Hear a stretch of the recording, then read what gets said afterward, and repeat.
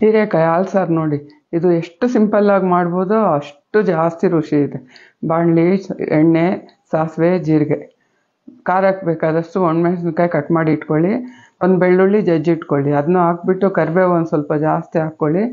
ಮತ್ತು ನೋಡಿ ಫ್ರೈ ಆದಮೇಲೆ 2 ಸ್ಪೂನ್, ಊಟ ಮಾಡೋ ಸ್ಪೂನಲ್ಲಿ 2 ಸ್ಪೂನ್ ಬೇಳೆ ನುಣ್ಣಗೆ ಬೇಯಿಸ್ಕೊಂಡು ಮತ್ತು ಹೀರೆಕಾಯಿ ಕಟ್ ಮಾಡಿ ಹಾಕ್ಕೊಳ್ಳಿ ಸ್ವಲ್ಪ ದೊಡ್ಡದಾಗಿ. ಅದನ್ನ ಇದ್ರಲ್ಲಿ ಹಾಕ್ಬಿಟ್ಟು ರುಚಿಗೆ ತಕ್ಕಷ್ಟು ಇನ್ನು ಸ್ವಲ್ಪ ಉಪ್ಪಾಗಿ ಒಂದು ಅರ್ಧ ಹೋಳು ತೆಂಗಿನಕಾಯಿ ಹಾಲು ತೆಗೆದು ಗಟ್ಟಿಯಾಗಿ ಇದ್ರೊಳಗೆ ಹಾಕ್ಕೊಳ್ಳಿ. ಸ್ವಲ್ಪ ನೀರು ಬೇಕಾದ್ರೂ ಹಾಕ್ಕೊಳ್ಳಿ ಸಾರು ನೋಡಿಕೊಂಡು. ಇದಕ್ಕೆ ಹುಳಿ ಇಲ್ಲ, ಟೊಮೊಟೊ ಇಲ್ಲ, ಏನಿಲ್ಲ, ಮಾಡ್ಕೊಂಡು ನೋಡಿ ಎಷ್ಟು ಚೆನ್ನಾಗಿರುತ್ತೆ.